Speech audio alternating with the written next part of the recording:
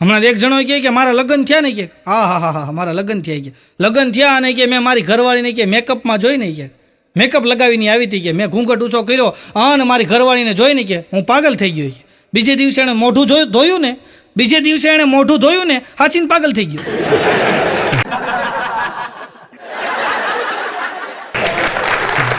કેવાય કે રંગ રોગાણ કરીને આવે છે કે આ તો કેમેરાવાળા ધન્યવાદ છે. અઘરું છે ભાઈ. હમણાં એક બેન એના ઘરવાળાને વેવણું લઈને થયા, પણ મેં કીધું બેન હું છે હજી 15 દી પહેલાં તમારા લગ્ન થયા. મેં કીધું અમે એમાં પ્રોગ્રામ કર્યો હતો અને આ 15 દીમાં મેં કીધું તમે તમારા ઘરવાળાને વેવણું લઈને જાઓ છો. મેં કીધું તમને શરમ આવે? મેં કીધું એમ મારવા જવાય? અરે મને કે ખોટો છે એક નંબરનો કે આ મને જોવા આવ્યો હતો ને ત્યારે કહેતો હતો મારે 3 પંપ છે કે 3 પંપનો માલિક છું, 3 પંપનો માલિક છું કે આજે મને ખબર પડી કે પંચરની દુકાન છે ને હવા ભરવાના 3 પંપ છે કે કાંઈ કે 3 પંપનો માલિક નથી. ખોટો છે એ કે આવ અમુક આમ ગાળિયા નાખ્યા હવે 3 પંપનો માલિક છું છે હવા ભરવાના છે એ છે. હમણાં તો અમારે એક ત્રિકમ છે, ત્રિકમ એના કાકાને એક ઝાપટ જ વળગાડી દીધી સીધી હો.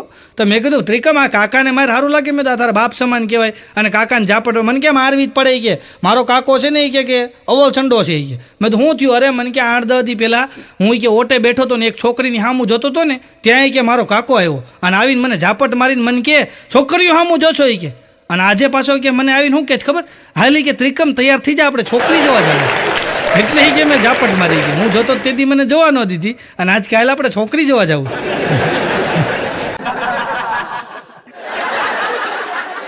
એટલે કીધું તારી હાટું હગાઈ હાટું છોકરી જોવા જવાની કેસ.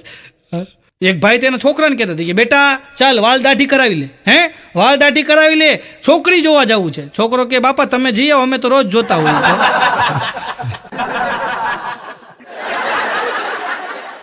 અમે તો અહીંયા ઓટે બેઠા બેઠા રોજ જોતા હોય. અમારે એક ચંદ્રિકા છે અમારી સોસાયટીમાં. ચંદ્રિકા એને લગ્ન નથી થયા ચંદ્રિકાના. તો ચંદ્રિકા કેવી છે? ગમે એને લગ્ન હોય એટલે ચંદ્રિકા તો હોય જ, એનું પહેલું આમંત્રણ હોય.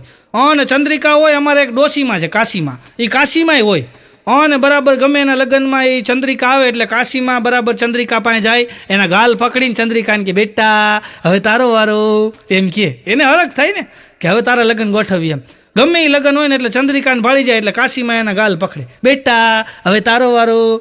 તો ચંદ્રિકા એવી કંટાળી ગઈ ને. એમાં એક દિવસ અમારે એક બાપા ગુજરી ગયા તો કાશીમાં અહીંયા ખરખરે આવ્યા. તો ચંદ્રિકા ત્યાં જ હતી અને કાશીમાં આવ્યા ને તો ચંદ્રિકાએ કાશીમાં ગાલ પકડ્યા, બા હવે તમારો વારો.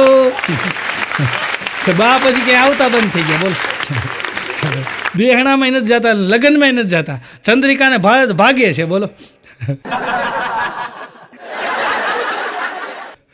અઘરું છે ભાઈ. અને અમારા કાશીમાં છે ને, કાશીમાં એ ગમે લગ્નમાંથી હોય તેમાં એક દિવસ અશોક આવ્યો. અશોક અમેરિકાથી અશોક આવ્યો અને કાશીમાં કે બા તમે મને ઓળખો છો?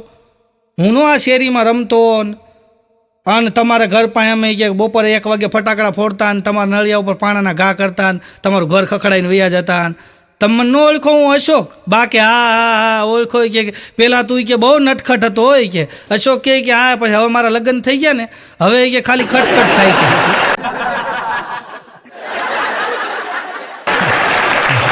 પેલા નટખટ હતો છે.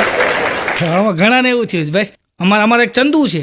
ચંદુ ગામ આખાને પૂછા જ રાખે. બોલો એ કે લગ્ન પહેલાં પ્રેમ કરાય કે લગ્ન પછી કરાય? લગ્ન પહેલાં પ્રેમ કરાય કે લગ્ન પછી કરાય? એને મૂળા બાપા ભટકાઈ ગયા અને મૂળા બાપાને પૂછ્યું કે બાપા લગ્ન પહેલાં પ્રેમ કરાય કે લગ્ન પછી કરાય? મૂળા બાપા કે ગમે ત્યારે કરાય પણ ધ્યાન રાખજે ઘરવાળીને ખબર ન પડે.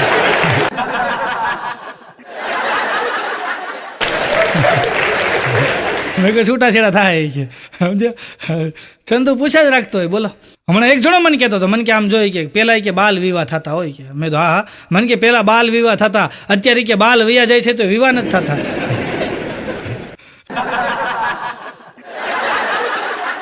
વિકુ પેરી પેરીને અમુક કાંટા મારે છે કે એમાંય ધોળા વાળ થવા માંડ્યા વિકુમાં, તોય મેળ નથી પડતો હોય છે.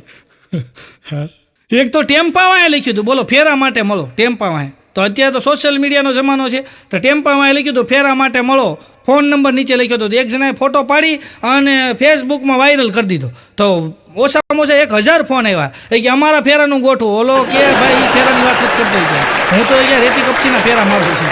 એ લખ્યું છે ફેરા માટે મળો કે હજી મારે ફેરા નથી ફરાણા. તમારું ક્યાંથી ગોઠવું?